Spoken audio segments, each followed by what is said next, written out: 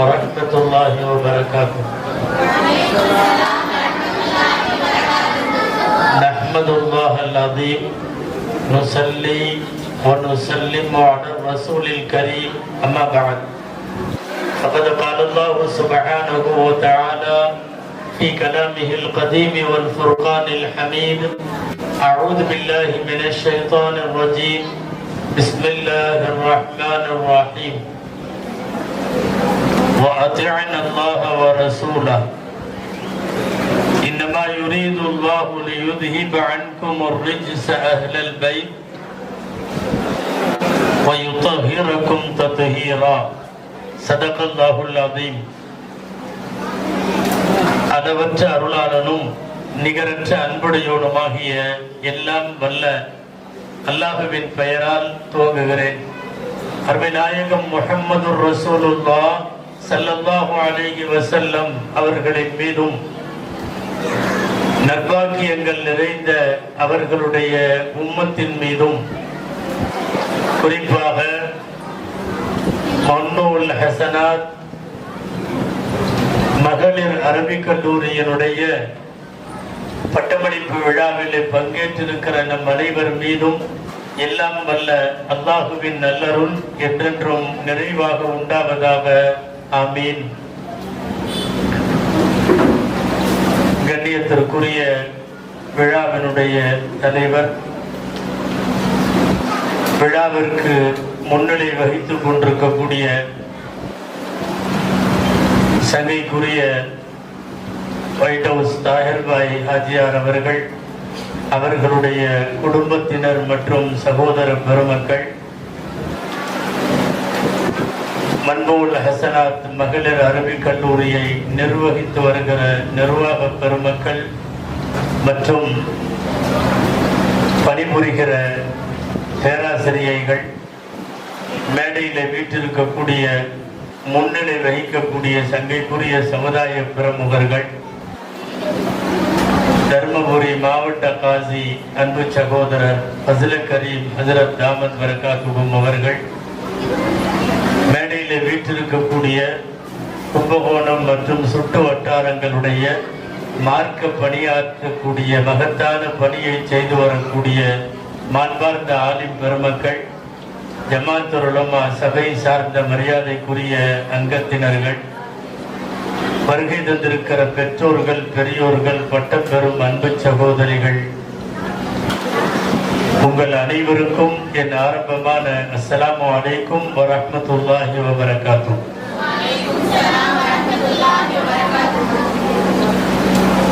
அல்லாஹுவின் பேரருளால் ஹசனியா என்று 7வது ஆண்டாக பட்டமளிப்பு விழா நடத்தப்படுகிற இக்கல்லூரியில் பெண்களுக்கு எதனால் மார்க்க அறிவு தர வேண்டும் என்பதை குறித்து எல்லாரும் அதில் பேசுகிறார்கள், பேச வேண்டும். ஒரு குறுகிய காலத்தில் ஒரு 10 ஆண்டுகளுக்குள்ளாக சிறுவர் சிறுமியரின் குர்ஆன் மதரசாவாக துவக்கம் பெற்ற இக்கல்வி நிறுவனம் இன்றைக்கு நிஸ்வான்களுக்கு, குடும்ப பெண்களுக்கு, பருவ பெண்களுக்கு மார்க்க கல்வியை போதித்து தந்து ஆலிமாக்களாய் முஅல்லமாக்களாய் அவர்களை உருவாக்குகிற மகத்தான பணியை இந்த ஊரிலே செய்து வருகிறார்கள். அல்லாஹ் மதரசாவை நீடித்து தருவானாக. நடத்தக்கூடியவர்களுக்கு மென்மேலும் சிறந்த முறையில் மகளிருக்கான மார்க்க அறிவை தருகிற கல்வி கேந்திரமாய் காலமெல்லாம் அல்லாஹ் இதை நிலைக்க செய்வானாக என்று நான் துவக்கமாய் அல்லாஹ்விடத்தில் துஆ செய்தவனாக தொடங்குகிறேன். அன்பு சகோதரிகளே, எதற்காக நிஸ்வான் மதரசாக்கள்? தமிழகத்தில் சமீபத்தில் எடுக்கப்பட்ட ஒரு கணக்கின்படி நிஸ்வான் மதரசாக்களின் எண்ணிக்கை 4000-ஐ நெருங்குகிறது. 4000. ஒரு 25-30 வருஷத்திற்கு முன்னாலே தமிழ்நாட்டில் 4 நிஸ்வான் தான் இருக்கும்.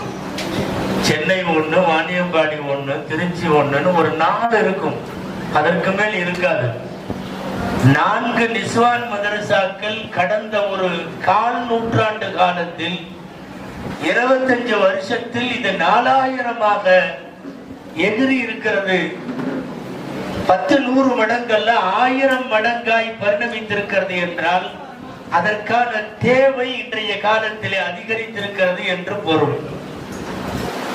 பெண்களை மையப்படுத்தி அதிகமான சினிமாக்கள் வருகிற போது, ஆபாசங்கள் வருகிற போது, நாடகங்கள் வருகிற போது, தொலைக்காட்சி தொடர்கள் வருகிற போது, பிக் பாஸ்கள் போன்ற கடிசடை நிகழ்வுகள் எல்லாம் வருகிற போது நாம ஆப்போசிட்ல மதரசாக்களை அதிகமாக்க வேண்டும், பெண்களுக்கான சொற்பொழிவுகளை அதிகமாக்க வேண்டும், மார்க்க விஷயங்களை பெண்களுக்கு கொண்டு போய் சேர்ப்பதற்கு என்னென்னவெல்லாம் தேவையோ அதையெல்லாம் எதிர்த்தரப்பிலே நாம் மிக அதிகமாக செய்ய வேண்டிய பொறுப்பும் கடமையும் நமக்கு இருக்கிறது.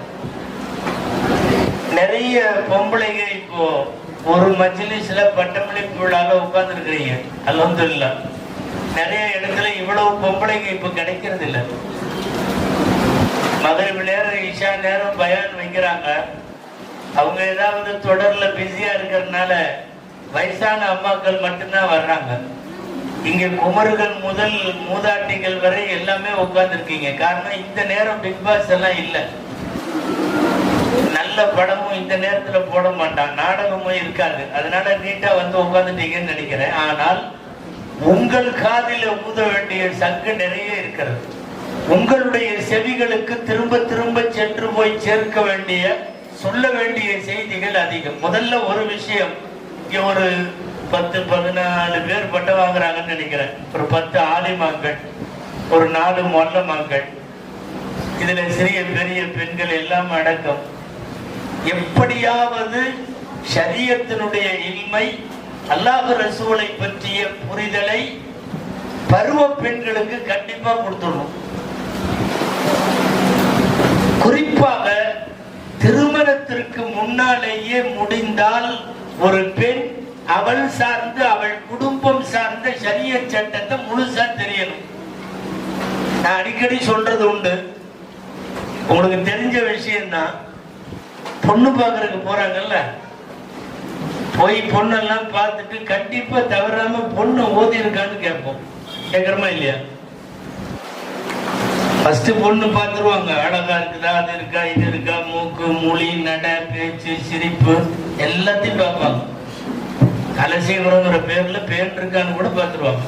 எல்லாம் பார்த்து முடிச்சுட்டு அந்த குடும்பத்தோட இது பொம்பளைங்க எப்படி, என்ன, மாமியா, நாத்தனா எல்லாம் தவறாம ஒரு வார்த்தை ஓதி இருக்கான்னு கேட்போம். அவங்க சொல்லுவாங்க, ஆமா எங்க ஊர் மதரசால ஓதி இருக்குது, இந்த மாதிரி பட்டம் வாங்கி இருக்குது, ஆலிமா, முபல்லிகான்னு எல்லாம் ஏதாவது சொல்லுவாங்க. நீங்க ஒரு திருப்தியோட எந்திரிச்சு வருவீங்க. நான் எதுக்கு சொல்றேன்னா, மாப்பிள்ளை பார்க்க போறோமல்ல, என்னைக்காவது மாப்பிள்ளை ஓதி இருக்காரான்னு கேட்டிருக்கீங்களா? மாப்பிள்ளை என்ன அலிப்பே தேவா, அவர் முன்ன பின்ன மதரசாக்கு போயிருக்காரா?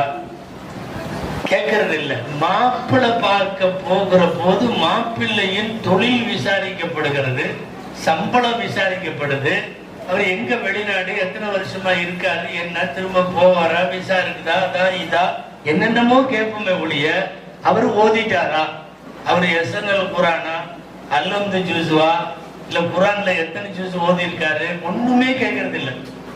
ஏன்னா ஒரு ஆம்பளை ஓதுறது அவருக்கு, அல்லது அவர் யாருக்காவது போய் சொன்னா அவர்களுக்கு. ஒரு பொம்பளை ஓதனா மட்டும்தான் ஒரு குடும்பம் சிறக்கும். அந்த குடும்பத்துல ஆண் பிள்ளைகள், பெண் பிள்ளைகள், கணவன், கணவன் வீடு சார்ந்தவர்கள் அல்லது இந்த பெண்ணுடைய வீடு சார்ந்தவர்கள், இத்தனை பேருக்கும் சேர்ந்து ஒரு பெண் ஓதுகிறாள். ஓதிய பெண் அந்த குடும்பத்திற்கு ஷரியத்தை சொல்ல முடியும். கேட்கிறாங்களோ இல்லையோ சட்டத்தை சொல்ல முடியும். முதல்ல நம்ம பிள்ளைகளுக்கு தீனை கொடுக்கணும்னா நமக்கு தெரியணுமா இல்லையா? இப்போலாம் நிறைய ஊர்ல, இங்க கும்பகோணத்துல, சென்னையில எல்லாம் என்னன்னா, எல்கேஜி கொண்டு போய் சேர்க்கிறாங்கல்ல ஸ்கூல்ல, அந்த எல்கேஜிக்கு அவங்க பேரண்ட்ஸுக்கு இன்டர்வியூ வைக்கிறாங்க, எக்ஸாம் வைக்கிறாங்க.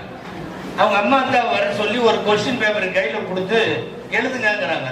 எங்க குழந்தை தானே படிக்குது, நீங்க ஏன் பேரண்ட்ஸுக்கெல்லாம் எக்ஸாம் வைக்கிறீங்கன்னா, இல்ல குழந்தைக்கு சொல்லி தர்ற அளவுக்கு அவங்களுக்கு டேலண்ட் இருக்கான்னு பாக்குறோம், அவங்களுக்கு இங்கிலீஷ் நாலேஜ் இருக்கான்னு பாக்குறோம், அவங்களுக்கு ஜிகே இருக்கான்னு ஜெனரல் நாலேஜ் இருக்கான்னு பாக்குறோம். இப்படின்னு எல்லாம் சொல்லி பெற்றோர்களுக்கு பரீட்சை வைத்து குழந்தைகளை எடுக்கிறார்கள் என்றால் இங்கேயும் அதேதான். என்னன்னா, நீங்க உங்க குழந்தைக்கு ஓதி கொடுக்கணும்னா, உங்க குழந்தைக்கு துவாக்கள் சொல்லி தரணும்னா, உங்கள் குழந்தைகள் தொழுகையாளிகளாக வர வேண்டும் என்றால் மார்க்கப்பட்டுள்ள தலைமுறையை உருவாக்குவதற்கு முதல் வேலை அந்த வீட்டினுடைய பெண்கள் ஓதி இருக்க வேண்டும்.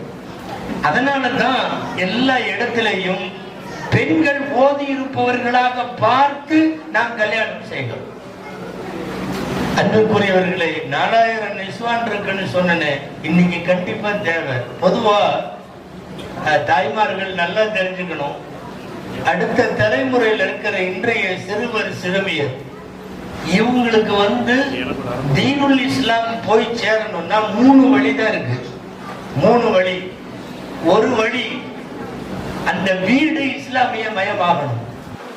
2, கல்வி கூடம் சரியாக இருக்கணும், ஒழுக்கமும் மார்க்கமும் போதிக்கணும். 3வது, நம்மை சுற்றி இருக்கிற சமூக சூழ்நிலைகள். இந்த 3 சரியா இருந்தா மட்டும்தான் குழந்தை நல்லா வளரும், சந்ததி சரியாக வரும், இல்லைன்னா விளங்காது. நமக்கெல்லாம் ஆசை இருக்கிறது சந்ததி சரியாக வர வேண்டும், இந்த 3ம் சரியா இருக்கணும். ஆனா இன்னைக்கு இந்த 3மே சரியா இல்லை. வீடு இஸ்லாமிய சூழல்ல இல்ல, கல்வி கூடங்கள் குறிப்பாக ஸ்கூல் காலேஜினுடைய எஜுகேஷன்ஸ் நாம குறை சொல்லல, ஒழுக்க மாண்புகளை சொல்லி தருவதில்லை. சிலபஸ் நடக்குது, கிளீனா அவங்களுக்கு என்ன போர்ஷனோ அதை கம்ப்ளீட் பண்றாங்க. நாங்க இத்தனை புக்கு முடிச்சிருக்கோம், எங்க ஸ்கூல் இவ்வளவு %% பாஸ் ஆயிருக்குது, நாங்க இத்தனை வருஷமா 100% ரிசல்ட் கொடுத்துட்டு இருக்கிறோம், எல்லாம் சரிதான். ஒழுக்கம் சொல்லி தருகிறீர்களா? இல்ல. இங்க இருக்கிற பெரியவங்களுக்கு எல்லாம் தெரியும், நாமெல்லாம் படிக்கிறப்ப சின்னதுல அந்த நீதி போதனைன்னு ஒரு பீரியட் இருக்கும், மோரல் சயின்ஸ் ஒரு பீரியட் வச்சிருப்பாங்க. என்ன தெரியுமா, நல்ல ஒழுக்கத்தை. இப்போலாம் அந்த பீரியட் எல்லாம் இல்லை, பூரா ஹிஸ்டரி, அது இது, technical develop, biology, botany, zoology, science, pure science, maths, business maths, accountants, commerce, எல்லாம் துறை சார்ந்த அனைத்தும் சொல்லி தரக்கூடிய கல்வி கூடங்கள் ஒழுக்கத்தை சொல்லி தருவதில்லை. பின்ன ஒழுக்கம் வேற எங்க இருந்து சொல்லி தரப்படணும்? எனவே வீடு விளங்காமல் இருக்கிறது, கல்வி கூடம் சரியில்லாமல் இருக்கிறது. 3வது, சூழ்நிலைகள். இந்த கம்யூனிட்டி, நம்ம வாழ்ற இந்த நம்மை சுற்றி உள்ள இந்த என்விரான்மெண்ட், சுற்றுச்சூழல் ரொம்ப மோசம், ரொம்ப மோசம்.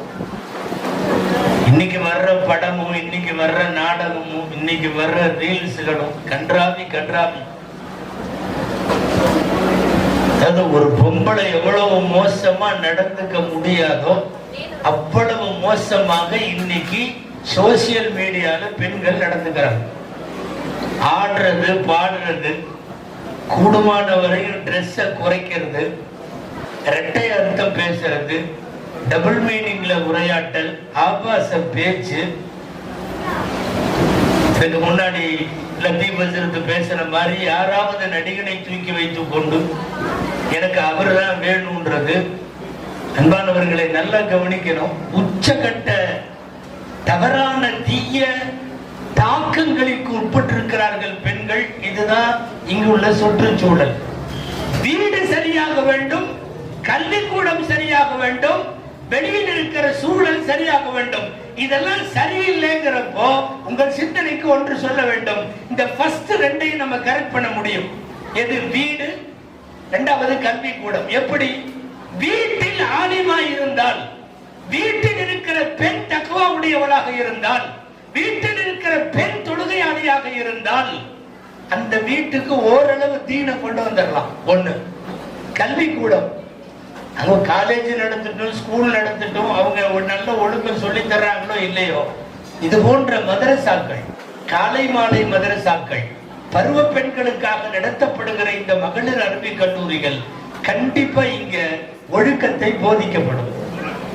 சவால் விட்டு சொல்லலாம், இந்த உலகத்தில் இன்றைய சூழலில் மதரசாக்கள் மாத்திரம்தான், தீனுல் இஸ்லாமை போதிக்கிற கல்வி கூடங்கள் மட்டும்தான் ஒழுக்கத்தை சொல்லித் தருவதில் முன்னிலை வகிக்கிறது.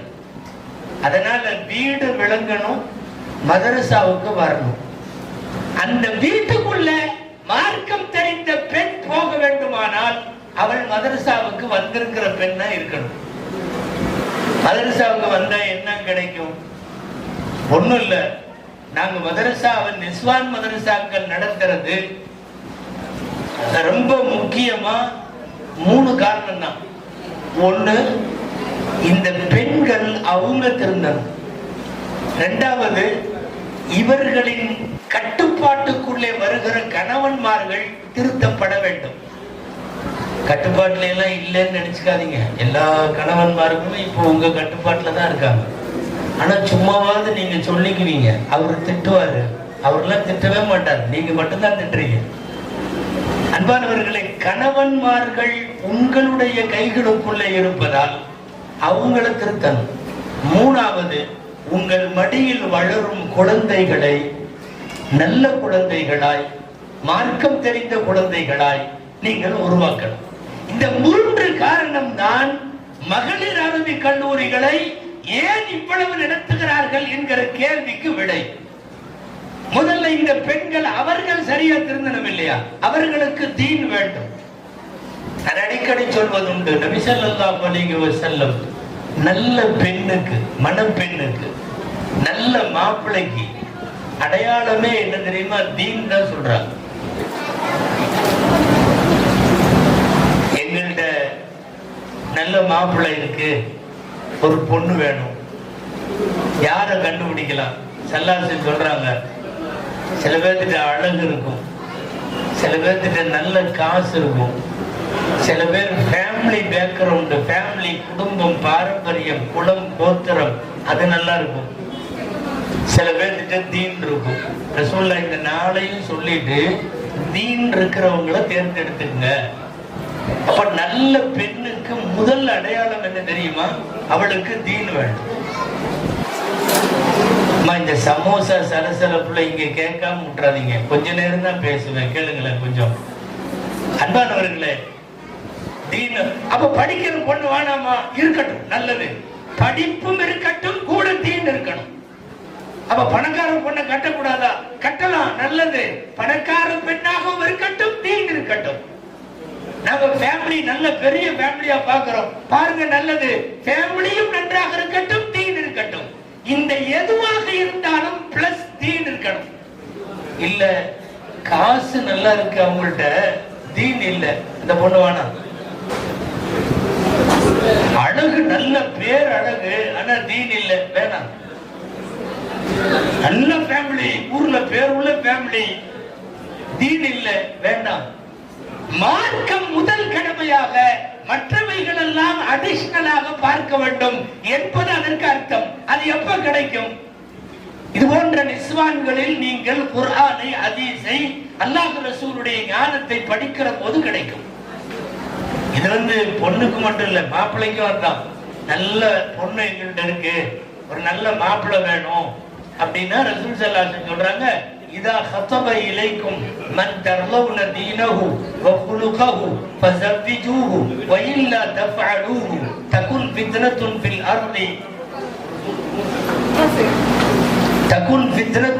அர்தி வ ஃபஸாதுன் கபீர். நல்ல குணம், நல்ல மார்க்கம் பற்று, இந்த மாப்பிள்ளை பொண்ணு கேட்டா கொடுத்துருங்க. ரசூலுல்லாஹ் சொல்றது 2 தாங்க. தீன் குலுக் இருக்கிறதா, தீன் இருக்கிறதா, நல்ல குணம் இருக்கிறது, மார்க்கப்பற்றுள்ள பையன் கல்யாணம் முடிச்சு கொடுத்துரும். இல்லைன்னா பெரிய குழப்பமும் விஷமத்தனமும் ஏற்படும் பூமியில என்று சொல்லுகிறார்கள் ஸல்லல்லாஹு அலைஹி வஸல்லம். எனவே பட்டம் பெறக்கூடிய அன்பு சகோதரிகளே, வாழும் காலமெல்லாம் நீங்கள் கற்ற மார்க்க நெறியில நிலைச்சிருக்கணும். அல்லாஹ் கிருபை செய்வானாக. ஏன்னா இன்னைக்கெல்லாம் முற்போக்கா பக்குவமான பொண்ணு, ரொம்ப அட்வான்ஸ்டு அப்படிங்கிறா. யாரு தெரியுமா? எவ்வளவு தூரம் ஒரு பொண்ணு வெளியே சுத்துதோ அவ்வளவு தூரம் அட்வான்ஸ்டுங்கிறான். ரொம்ப முற்போக்கான பெண், ரொம்ப விவரமான பொண்ணு அப்படிங்கிறான்.